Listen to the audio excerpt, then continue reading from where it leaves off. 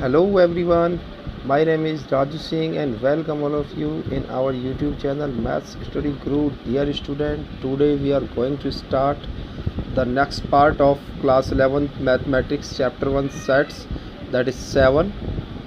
प्यारे बच्चों, आज हम लोग स्टार्ट करने वाले हैं क्लास 11th मैथमेटिक्स का जो फर्स्ट चैप्टर है सेट्स थ्योरी, उसका पार्ट 7, जिसमें हम लोग स्टूडेंट बात करेंगे एक्सरसाइज 1.4 के बारे में। इसमें ये स्टूडेंट एक्सरसाइज 1.4 के बारे में हम लोग बात करने वाले हैं। तो मैं आपको बता देता हूँ, इसमें एक्सरसाइज का जो क्वेश्चन नंबर 1 है, तो स्टूडेंट जो इसमें क्वेश्चन नंबर 1 दिया हुआ है, इसमें दिया हुआ है find the union of each of the following pair of sets. इसमें स्टूडेंट फर्स्ट सेट दिया हुआ है x एंड सेकंड सेट दिया हुआ है y। तो इसमें आपको यूनियन पूछा है। स्टूडेंट यूनियन एक इस प्रकार का ऑपरेशन होता है जिसकी डेफिनेशन यहाँ पे दी गई है। यूनियन ऑफ सेट्स क्या है? The union of two sets A and B is the set of all those elements which are either in A or in B. It's represented by the symbol like U. तो student जो union होता है दो set के बीच में या तीन set के बीच में, वो एक ऑब्वियसली खुद भी एक सेट ही होता है और एक इस प्रकार का सेट होता है जिसमें जो एलिमेंट्स होते हैं, इसके एलिमेंट्स भी आएंगे और इसके एलिमेंट्स भी आएंगे, बट कोई भी एक एलिमेंट दोबारा रिपीट नहीं होगा। तो देखिए मैं आपको यहाँ पे समझा देता हूँ। यहाँ पे जब हम x और y के बीच में यूनियन की बात करेंगे, x यूनियन y, तो जो होगा ये एक सेट होगा। इसमें स्टूडेंट 1, 3 और 5 है, इसमें 1, 2 एंड 3 है। तो जब हम इसे असेंडिंग और एक वेल डिफाइंड ऑर्डर में लिखेंगे तो 1, 2, 3 ये आ गया, 1, 2, 3। और स्टूडेंट इसमें से देखो 1 एंड 3 तो इसमें आ ही चुका है ऑलरेडी, ये एलिमेंट तो इसमें कंसिडर हो चुके हैं। और 5 एलिमेंट एक ऐसा रह गया है जो इसमें नहीं है, तो इसमें आप 5 एलिमेंट को आप ले लोगे। तो ये एक ऐसा सेट होता है जिसमें ऑल वो एलिमेंट्स आते हैं जो या तो ए में भी होते हैं या फिर वो बी में भी होते हैं। बात करते हैं नेक्स्ट की, जिसमें ए सेट में दे रखा है ए ई आई ओ यू एंड बी सेट में दिया हुआ है ए बी एंड सी। तो जब ए और बी के यूनियन की बात करेंगे तो इसमें देखो सबसे पहले एक वेल डिफाइंड ऑर्डर जो होगा वो होगा इसका ए बी सी आ चुका है। अब इसमें देखेंगे तो इसमें से ए तो इसमें ऑलरेडी है। अब आप क्या लेंगे? ई लेंगे, आई लेंगे, ओ लेंगे और यू लेंगे। तो इस तरीके से ये इनका यूनियन बन जाएगा। बात करते हैं नेक्स्ट के बारे में स्टूडेंट। तो इसमें ए सेट जो है वो एक दिया हुआ है, सेट बिल्डर फॉर्म में है। It is the set of X such that X is a natural number and multiple of 3। ये जो ए सेट है ये एक नेचुरल नंबर का सेट है और इसमें जो एलिमेंट्स आएंगे वो एलिमेंट आएंगे जो 3 के मल्टीपल होंगे। तो ए सेट में हम 3 के मल्टीपल लेंगे, 3, 6, 9, 12। अब इसने ये नहीं लिमिट बताया है कि ये कहाँ तक है, तो इसलिए ये एक नॉन फाइनाइट यानी इन्फिनिटी सेट हो जाएगा। इनफाइनाइट नंबर ऑफ एलिमेंट्स इसमें होंगे। अब जो सेट बी है वो B is the set of X such that X is a natural number less than 6। इसमें आपके जो नंबर्स लिए गए हैं वो 6 से लेस देन लिए गए हैं नेचुरल नंबर्स। तो नेचुरल नंबर 1 से स्टार्ट होते हैं, तो 1, 2, 3, 4, 5, 6 नहीं आएगा क्योंकि 6 से लेस देन लेना है। अब आप ए और बी के बीच में जब आप यूनियन बनाओगे तो इसमें वो एलिमेंट्स आएंगे जो ए में भी हैं बी में भी हैं। तो 1, 2, 3, 4, 5, 6 तक का ये एक 1, 2, 3, 4, 5 तक तो ये एलिमेंट हो गए। अब यहाँ से 3 तो इसमें ऑलरेडी आ ही चुका है, 6 इसमें प्रेजेंट नहीं है, तो इसमें 6, 9, 12 डॉट डॉट डॉट जितने भी इसमें नंबर ऑफ़ एलिमेंट ए में है वो सारे नंबर ऑफ़ एलिमेंट अब आपके इसमें भी कंसिडर हो जाएंगे। तो इस तरीके से आप इसका यूनियन निकाल सकते हैं। अब बात करते हैं इसके फोर्थ के बारे में। स्टूडेंट इसमें फोर्थ में दिया हुआ है ए is the set of X such that X is a natural number and x के लिए एक कंडीशन दी हुई है कि वो या तो 1 है या 1 से ग्रेटेस्ट है, या 6 है या 6 से स्मॉलेस्ट है। तो इसमें हम ए जो लेंगे वो 1 से लेकर के 6 तक की ऑल नेचुरल नंबर्स को ले लेंगे। और जो सेट बी है वो B is the set of X such that X is a natural number, और यहाँ जो कंडीशन है x की वो 6 से ग्रेटेस्ट है और 10 से लेस देन है। तो आप 6 से ग्रेटेस्ट 7, 8 एंड 9 लेंगे। 10 इसमें नहीं आएगा क्योंकि 10 को इंक्लूड नहीं किया गया है। तो अब a और b के बीच में जो आप यूनियन निकालोगे तो ये 1, 2, 3, 4, 5, 6 तक का तो एक वेल डिफाइंड ऑर्डर आएगा ही आएगा। अब इसमें से हम देखेंगे 7, 8 और 9 तीनों एलिमेंट्स इसमें आ जाएंगे। तो 9 तक के 1 से लेकर के 9 तक के नेचुरल नंबर्स का जो सेट होगा वो इसका यूनियन होगा। बात करते हैं इसके फिफ्थ के बारे में स्टूडेंट। तो इसके फिफ्थ में दिया हुआ है ए सेट 1, 2, 3 एलिमेंट्स हैं, बी सेट दिया हुआ है जो कि एक नल सेट है, इसमें कोई भी एलिमेंट नहीं है। तो ए और बी के बीच में जब आप यूनियन की बात करोगे तो देखो इन 1 2 3 तो आएगा ही आएगा। अब 5 तो हर जगह प्रेजेंट होता है already. 5 is a representation of null set, इसका मतलब होता है एम्प्टी सेट। तो इन दोनों का जो यूनियन बनेगा वो 1 2 3 बनेगा, और 5 के साथ आप किसी का भी यूनियन बनाओगे तो वो सेम एज इट इज़ ही आ जाएगा। तो इसलिए इसमें 1 2 3 है, और ये किसकी वैल्यू थी, ये ए सेट की वैल्यू थी, तो इसलिए इसका जो यूनियन होगा वो ए होगा। अब बात करते हैं इसके सेकंड के बारे में। तो इसका सेकंड क्वेश्चन है लेट ए, क्वेश्चन नंबर 2 है let A is the set of, ये सेट दिया हुआ है जिसमें ए कॉमा बी एलिमेंट्स हैं, और बी सेट है जिसमें A comma B comma C है। अब ये बोल रहा है is A is subset of B, what is A union B. ये आपसे पूछ रहा है कि क्या ए बी का सबसेट है, तो आप बोलेंगे yes A is the subset of B, A B का सबसेट है। क्योंकि ये सबसेट इसलिए है, सबसेट कब होता है जब ये इधर आपका सिंबल ये इस तरीके से आ रहा है, ये सबसेट है इसका। तो ए बी का सबसेट जब होगा जब ए के ऑल एलिमेंट बी के अंदर प्रेजेंट होंगे। तो आप देख रहे हैं ए के अंदर ए कोमा बी है और बी के अंदर A comma B comma C है, तो all the element of A are present in B, तो इसलिए ए सबसेट होगा बी का। और जब बात करेंगे आप ए यूनियन बी की, तो जब ए के सारे एलिमेंट बी के अंदर आ रहे हैं तो बी ऑब्वियसली जो बी एलिमेंट्स है वो सेट है, वो सबसे बड़ा सेट है और बी ही इसका यूनियन होगा। ए बी सी एलिमेंट्स, क्योंकि ए बी सी हमने इसके लिए ए बी सी, तो ए और बी दोनों इसमें आ गए, तो इसलिए ये इसकी वैल्यू हो जाएगी बी की वैल्यू हो जाएगी। क्वेश्चन नंबर 3 की बात करते हैं। क्वेश्चन नंबर 3 दिया हुआ है if A and B are two set such that A is the subset of B. Same है, यही जो क्वेश्चन नंबर 2 है वही सेम यहाँ पे थ्योरेटिकल ले लिया है, उसमें सेट्स लिए थे, इसमें लैंग्वेज ली हुई। A is the subset of B given है, then what is A union B. इसमें दिया हुआ है कि ए बी का सबसेट है, तो आप ए एलिमेंट ले लो जिसमें 1 2 एलिमेंट्स ले लिए। अब आप बी ले लो, ए के सारे एलिमेंट आपको बी में लेने हैं, तो 1 2 3 ले सकते हैं। अब आप ए यूनियन बी की बात करोगे तो आपको पता है कि अभी आप करके आए हो कि ऐसी कंडीशंस में जो आपका यूनियन होता है वो बी सेट के इक्वल होता है, और तो यहाँ पे बी सेट क्या है 1 2 3 है। इस तरीके से आपका कंप्लीट हो जाएगा। अब इसकी बात करते हैं क्वेश्चन नंबर 4 के बारे में। क्वेश्चन नंबर 4 में जो आपके कुछ सेट्स दिए हुए हैं, इसमें ए सेट दिया हुआ है 1 2 3 4, बी दिया हुआ है, सी सेट दिया हुआ है और डी सेट दिया हुआ है। कुछ न्यूमेरिकली इसमें कुछ ये दे रखे हैं, ए यूनियन बी निकालना है, तो आप ए और बी के बीच में यूनियन निकालेंगे, तो इसमें एक ऐसा सेट बनाएंगे आप जिसके अंदर ए के एलिमेंट्स भी आ जाएं और बी के एलिमेंट्स भी आ जाएं। तो 1 2 3 4 1 2 3 4, अब इसमें देखेंगे 3 और 4 तो इसमें ऑलरेडी आ ही चुका है, 5 और 6 रह गए, तो 5 और 6 को आप इसमें ले सकते हैं। इस तरीके से ही आप यहाँ पे ए यूनियन सी कर सकते हैं, बी यूनियन सी कर सकते हैं, बी यूनियन डी कर सकते हैं। अब हम बात करते हैं आपसे ट्रिपल यूनियन के बारे में, जो कि A union B union C है। तो इसमें हम फर्स्टली क्या करेंगे, सबसे पहले हम A union B find out करेंगे। तो ए और बी का जो यूनियन होगा वो होगा 1 2 3 4 5 6, क्योंकि हम पहले ही करके आए हुए हैं ए यूनियन बी का। अब इसका जो कंप्लीट ये एक सेट होगा, इसके साथ हम यूनियन करेंगे सी सेट का। जो हमारा सी सेट है वो 5 6 7 8 है, तो हम 1 2 3 4 5 6 तो हमारा ऑलरेडी इसमें आ ही गया, बस एक 7 और 8 रह गए हैं ऐसे एलिमेंट जो कि सी के अंदर हैं बट इसके अंदर नहीं है। तो हम इसमें इसके जो यूनियन है उसमें 7 8 लगा देंगे, तो ये complete A union B union C बन जाएगा। सेम हेयर, यहाँ पे आप A union B union D खुद से ट्राई कर सकते हैं, और B union C union D भी आप लोग सेम इसी प्रोसेस से कर सकते हैं। बात करते हैं क्वेश्चन नंबर 5 के बारे में। Find the intersection of each pair of sets of question number 1।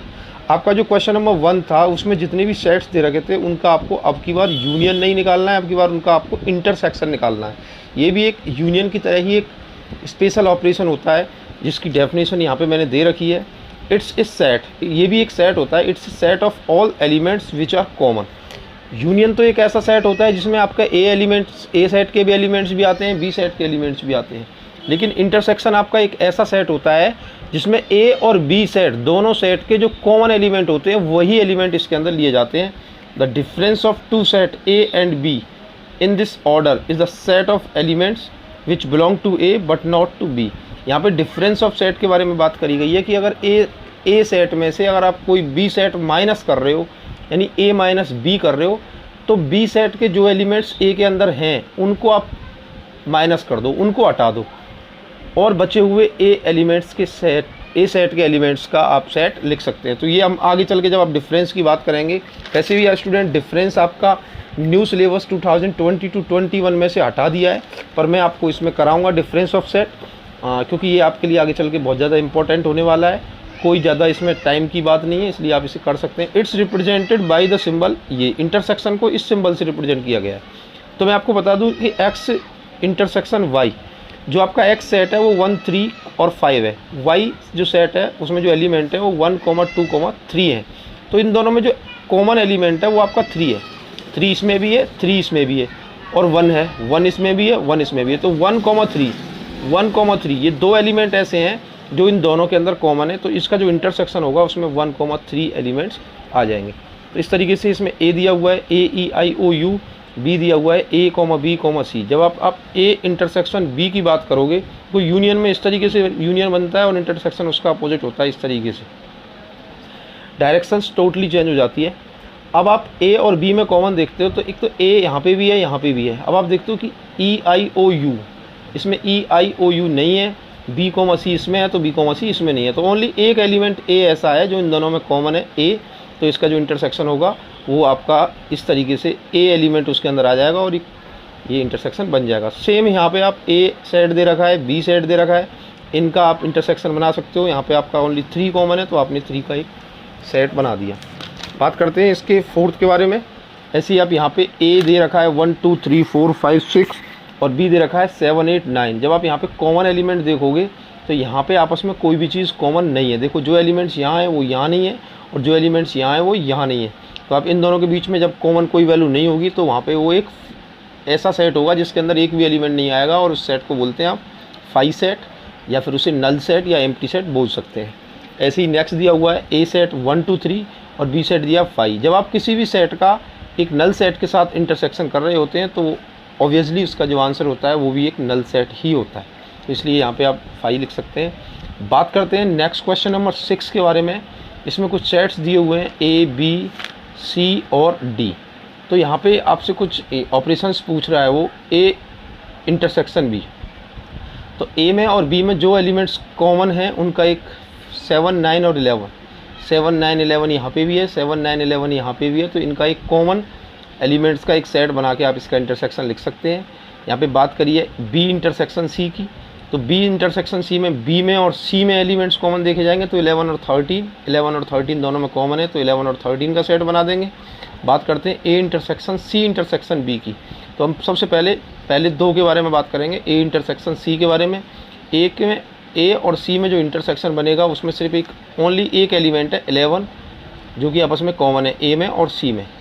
तो आप इसमें 11 ले लेंगे। अब आप इस 11 का बनाएंगे B के साथ इंटरसेक्शन। तो B में जो 11 प्रेजेंट है तो इसका मतलब 11 B में भी है और A और C के इंटरसेक्शन में भी है।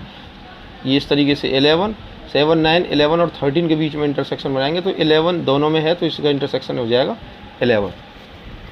बात करते हैं इसके A इंटरसेक्शन C के बारे में। तो आप A इंटरसेक्शन C आप जानते हैं कि अभी आप करके आए 11 है। B और D के बारे में अपने तरीके से आप इसे कर सकते हैं। B और D के बीच में जो चीज़ कॉमन है उसको आप लेंगे, अगर कोई कॉमन नहीं है तो वो 5 हो जाएगा। ऐसे ही यहाँ पे A intersection B union C। तो आप सबसे पहले देखो ब्रैकेट को सॉल्व करेंगे। ब्रैकेट में दे रखा है B यूनियन C। तो B सेट और C सेट का एक यूनियन, आप अब यूनियन बनाएंगे। आप कंफ्यूज मत होना कि यहाँ पे भी इंटरसेक्शन आएगा।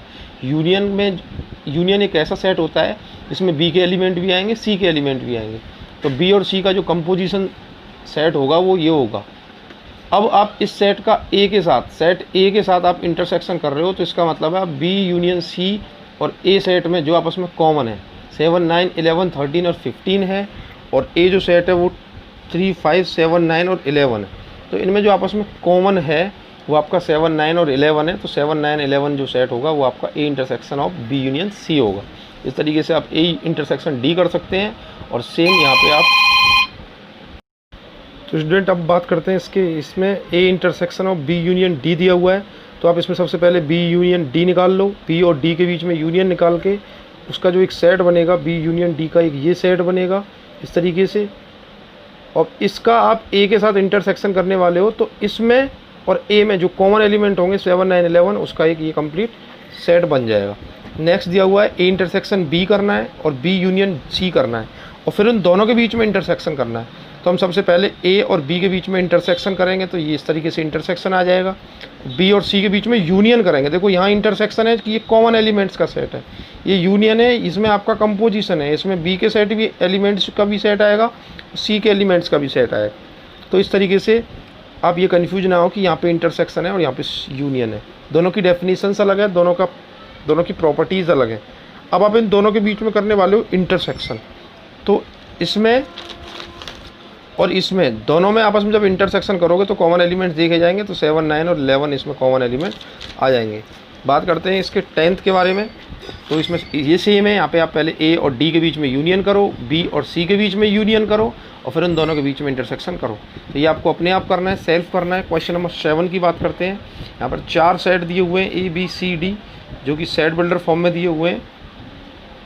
ये दिया हुआ है x is an natural number, ये दिया हुआ है x is an even natural. देखो नेचुरल नंबर का मतलब है 1 2 3 4 5 अप टू इन्फिनिटी, और इवन नेचुरल नंबर का मतलब है कि आप इसमें 2 4 6 8 इस तरीके से ले रहे हो। ये ऑड नेचुरल का मतलब है 1 3 5 7 डॉट डॉट डॉट, और x is A prime number का मतलब है कि आपका 2 है, आपका 3 है, 5 है, 7 है, 11 है, इस तरीके से प्राइम नंबर्स का।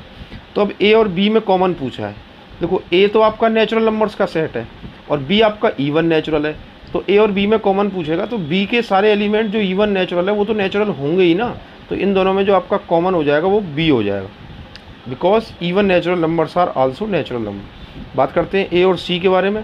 ऐसे ही इसमें जो सी के जो ऑड नेचुरल नंबर होंगे वो तो आपके ए के अंदर प्रेजेंट होंगे ही ना, तो इन दोनों में जो कॉमन हो जाएगा वो ये ऑड नेचुरल नंबर्स का हो जाएगा, यानी सी आ जाएगा। बात करते हैं ए और डी के बारे में। ऐसे ही सेम ये है, जब आप प्राइम नंबर्स को देख रहे हो तो प्राइम नंबर्स तो नेचुरल नंबर्स में आएंगे ही सारे के सारे, तो इसमें जो कॉमन हो जाएगा वो डी हो जाएगा। अब आप बी और सी में कॉमन देख रहे हो, बी और सी में बी इवन नंबर्स का सेट है, सी ऑड नंबर्स का सेट है, आपस में कोई भी चीज़ कॉमन तो हो ही नहीं सकती ना, तो यहाँ पे आपका 5 आ जाएगा। अब आप बी और डी में देख रहे हो, बी सेट के अंदर जो इवन नेचुरल नंबर्स हैं और डी सेट के अंदर जो प्राइम नेचुरल नंबर्स हैं, इनमें केवल 2 ही एक ऐसा नेचुरल नंबर होता है जो कि नेचुरल तो है ही है, इवन नेचुरल, साथ में एक ये प्राइम नंबर भी है, तो इसमें एक एलिमेंट ओनली कॉमन है। ऐसे ही आप सी और डी के बीच में जब कॉमन की बात करोगे तो ये एक ऑड नेचुरल नंबर्स का सेट है, ये एक प्राइम नंबर का सेट है, तो इसमें आपके जो एलिमेंट आ जाएंगे कॉमन, वो आपके x is an odd prime number, वो सारे के सारे नंबर ऑड होने चाहिए और साथ में प्राइम भी होने चाहिए। अब क्योंकि वो नॉन फाइनाइट सेट है इसलिए हम इसे एक टेबुलर फॉर्म में ना लिख के हम इसे लैंग्वेज फॉर्म में लिख रहे हैं कि इसमें ऑड नंबर्स भी लिए गए हैं और प्राइम नंबर्स भी लिए गए हैं। देखो इसी लाइन से आप बात करते हैं क्वेश्चन नंबर 8, जिसमें दिया हुआ है which of the following pair of sets are disjoint. देखो डिसजॉइंट सेट क्या होता है, जब दो सेट्स के बीच में कोई भी चीज़ कॉमन नहीं होती है, जहाँ पे 5 सेट कॉमन होता है, मतलब है कहने का कि जब ए और बी के बीच में जब इंटरसेक्शन 5 आएगा तब वो ए और बी दोनों सेट आपके डिसजॉइंट का मतलब है उनमें आपस में कोई भी चीज़ का कॉमन नहीं होना। तो इसमें ए सेट दिया हुआ है 1 2 3 4, बी सेट दिया हुआ है 4 5 6। अब आप ए और बी के बीच में इंटरसेक्शन निकालोगे तो 4 कॉमन है और 4 तो बिल्कुल 5 नहीं हो सकता है। 5 तो एक वो सेट होता है जिसमें कोई भी एलिमेंट ना है, तो इसका मतलब A and B are not disjoint. ऐसे ही यहाँ पर एक ये सेट दिया हुआ है ए और ये सेट दिया हुआ है बी। अब आप बात करेंगे ए और बी के बीच में इंटरसेक्शन के बारे में। तो स्टूडेंट देखिए, जब आप ए और बी के बीच में इंटरसेक्शन करोगे तो इसमें ई एक ऐसा एलिमेंट है जो कि कॉमन है। अब ई एलिमेंट कॉमन हो गया तो ये 5 तो नहीं हो सकता, 5 एक ऐसा सेट होता है जिसमें कोई भी चीज़ नहीं आती है, एम्प्टी सेट होता है, तो यहाँ पर भी ए और बी जो हैं वो डिसजॉइंट सेट्स नहीं है। अब इस तीसरे एलिमेंट पॉइंट के बारे में बात करते हैं, जिसमें दिया हुआ है x is the set of A is the set of x such that x is an even integer। इसमें even integer दिए गए हैं। even integer कौन से होते हैं आपका, 0 होता है, 2 होता है, 4 होता है, 6 होता है। ऐसे ही इसमें b सेट दिया हुआ है, इसमें लिया गया है x is an odd integer, इसमें आपका 1 3 5। तो स्टूडेंट इसमें इवन में और ऑड में कोई भी ऐसा नंबर नहीं है, जो इवन है तो वो ऑड नहीं होगा और जो ऑड है तो वो इवन नहीं हो सकता। तो इसमें आपस में कोई भी चीज़ कॉमन नहीं है, तो हम कह सकते हैं कि a intersection b equal to 5 and a एंड b आर डिसजॉइंट सेट। अब स्टूडेंट बात करते हैं इसके क्वेश्चन नंबर 9 के बारे में, जिसमें कुछ सेट्स दे रखे हैं ए बी सी और डी इस तरीके से। अब यहाँ पर डिफरेंस ऑफ सेट की बात करी गई है। देखो मैं आपको सबसे पहले ये बता देता हूँ कि सीबीएसई बोर्ड के द्वारा आपके सिलेबस में जो परिवर्तन किया गया है उसमें आपके इस पहले चैप्टर सेट थ्योरी से डिफरेंस ऑफ सेट को रिड्यूस किया गया है स्टूडेंट, इस सेक्शन के लिए ओनली। बट मैं आपको फिर भी ये क्वेश्चन नंबर 9 करा रहा हूँ, क्योंकि ये कोई बहुत बड़ी चीज़ नहीं है जिसे रिड्यूस करने से आपका कोई बहुत ज़्यादा फ़ायदा नहीं होने वाला है, क्योंकि ये इजी टॉपिक है और ये आपके काम में आने वाली चीज़ है, इसलिए मैं आपको इसे करा रहा हूँ। तो आप इसे ध्यान से देख लीजिए। आप पेपर टाइम पे आप इसे रिवाइज मत करना, तो आप अपना थोड़ा टाइम बचा सकते हो, ठीक है। तो इसमें क्वेश्चन नंबर 9 दिया हुआ है, जिसमें 4 ये सेट दिए हुए हैं। बात कर रहा है a माइनस बी। ध्यान से देखिए, a माइनस बी क्या होता है। a माइनस बी का मतलब है b के वो एलिमेंट्स जो a के अंदर प्रेजेंट हैं उनको a में से हटा दो, जो प्रेजेंट हैं। जो नहीं है वो तो ऑलरेडी अपने आप ही हट जाएंगे। तो a सेट को लिया, ये कंप्लीट a सेट है, माइनस b सेट को लिया, ये कंप्लीट b सेट है। अब देखो इन दोनों में से आपके जो एलिमेंट्स कॉमन है, देखो 4 इसमें नहीं है, वो तो ऑलरेडी हट जाएगा। 8 इसमें नहीं है, वो ऑलरेडी हट जाएगा। 12 इसमें है, तो इसमें 12 नहीं आएगा, आप इसमें 12 को नहीं लेंगे। अब देखिए आगे चल के 16 इसमें ऑलरेडी नहीं है। 20 इसमें ऑलरेडी नहीं है। तो एक 12 एक ऐसा एलिमेंट है जिसको हमें हटाना है। इसको देखो सही तरीके से बना देता हूँ मैं। 12, तो इसमें बस 12 को छोड़ करके सारे एलिमेंट्स का सेट आ जाएगा। 3, 6, 9, 15, 18 एंड 21। तो इस तरीके से आप डिफरेंस ऑफ सेट निकाल सकते हैं। अब a माइनस सी का मतलब है c के जो एलिमेंट्स a के अंदर प्रेजेंट हैं, आप a में से c के एलिमेंट्स को हटा दो। तो ऐसे ये आप a लिखिए माइनस, अब आप c लिखिए। c के जो एलिमेंट्स a के अंदर कॉमन है, जैसे कि आपका एक तो ये 6 है और आपका ये एक 12 है और कुछ भी नहीं है। तो आप इसमें से एक ये 6 और 12 हटा दो, तो 3, 9, 15, 18 और 21, 3, 9, 15, 18 और 21 का एक सेट आ जाएगा।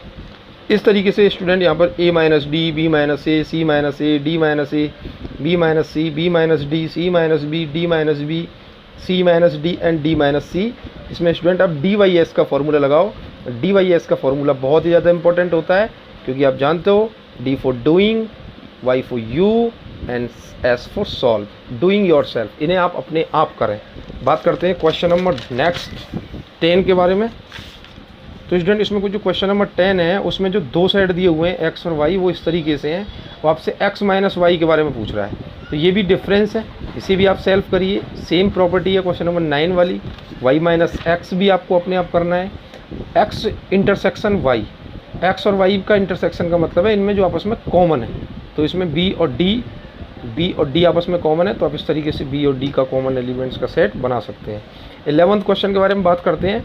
If r is the set of real number, r कोई सेट है जो कि रियल नंबर्स को रिप्रेजेंट कर रहा है, and q is the set of rational number, q कोई सेट है जो कि रेशनल नंबर्स को रिप्रेजेंट कर रहा है। ये कह रहा है then what is r minus Q. तो r माइनस क्यू क्या होगा। तो स्टूडेंट आप अच्छी तरीके से जानते हो कि we know that the set of real numbers contains rational numbers and irrational number. तो रेशनल एंड इरेशनल नंबर्स का ये कंप्लीट कंपोजिशन सेट होता है। अब आप इसमें से रेशनल्स को हटा दोगे तो क्या बचेगा, इरेशनल नंबर्स बचेंगे ना। तो देयरफॉर आप क्या लिख सकते हो, r minus Q is equal to the set of irrational numbers. तो स्टूडेंट बोर्ड के अकॉर्डिंग क्वेश्चन नंबर 9, 10 और 11 ये तीनों ही क्वेश्चन आपके डिफरेंस ऑफ सेट पे बेस्ड है। तो अकॉर्डिंग टू बोर्ड आप 9, 10 और 11, मैंने अपने रिड्यूसिंग सिलेबस का जो वीडियो आपको प्रोवाइड कराया है उसमें भी मैंने आपको बताया है कि कौन कौन से क्वेश्चन आपको इस एक्सरसाइज से रिमूव करने हैं। आप चाहें तो कर सकते हैं, अदरवाइज़ मैंने आपको सॉल्व करा दिए हैं। अगर आप इन्हें सॉल्व भी कर लेते हो तो आपका कोई नुकसान नहीं होने वाला है, क्योंकि आपने कुछ ना कुछ गेन किया है। बात करते हैं लास्ट क्वेश्चन नंबर 12 के बारे में। क्वेश्चन नंबर 12 में दिया हुआ है state whether each of the following statement is true और फॉल्स। ट्रू और फॉल्स स्टेटमेंट के बारे में यहाँ पे बताया गया है। ये आपका कोई सेट है और ये आपका कोई सेट है। अब आपसे इसमें दिया हुआ है कि आर डिसजॉइंट सेट, ये डिसजॉइंट है। आप जानते हो कि कोई भी दो सेट डिसजॉइंट कब होते हैं, जब उनके बीच में कोई चीज़ कॉमन नहीं होती है। पर यहाँ पर तो ए और बी यानी दोनों सेटों के बीच में 3 कॉमन है, तो वो तो 0 नहीं है। तो इसका मतलब ये एक फॉल्स स्टेटमेंट है। Therefore A and B are not disjoint, ये डिसजॉइंट नहीं है, then this statement is false, क्योंकि इसने इसको डिसजॉइंट लेट किया हुआ है। ऐसे ही यहाँ पर ये सेट है और ये सेट है, इसको भी इसने डिसजॉइंट माना है। अब हम इन दोनों के बीच में इंटरसेक्शन निकालते हैं, तो इंटरसेक्शन निकल के आ जाता है ए। तो इसका मतलब ये दोनों डिसजॉइंट नहीं है, तो इसने इसको डिसजॉइंट लिया है, तो इसलिए ये स्टेटमेंट भी आपका क्या हो जाएगा, फॉल्स स्टेटमेंट हो जाएगा। बात थर्ड की करते हैं। 2, 6, 10 and 14 3, 7, 11 and 15 are disjoint sets. इन दोनों को भी इसने डिसजॉइंट सेट लिया हुआ है। हमने इन दोनों के बीच में इंटरसेक्शन निकाला तो इंटरसेक्शन 5 निकल के आ गया, तो हम लिखेंगे yes this statement is true. Next की बात करते हैं जो कि 2, 6 और 10 है, और 3, 7 और 11 को इसने डिसजॉइंट सेट लिया हुआ है। इन दोनों के बीच में जब आप इंटरसेक्शन निकालोगे तो वो 5 निकल के आएगा, तो ये इसने स्टेटमेंट जब 5 है तो ये भी दोनों डिसजॉइंट है, तो ये स्टेटमेंट भी आपका ट्रू होगा। इस तरीके से डियर स्टूडेंट ये आपकी एक्सरसाइज 1.4 कंप्लीट फिनिश हो जाती है। आई होप ये वीडियो आपकी सबकी समझ में अच्छी तरीके से आ चुका होगा। अगर ये वीडियो आपको अच्छा लगा है तो आप हमारे चैनल को सब्सक्राइब करें, इसे लाइक करें, कमेंट्स करें और अपनी फ्रेंड्स के साथ शेयर करें। Thank you.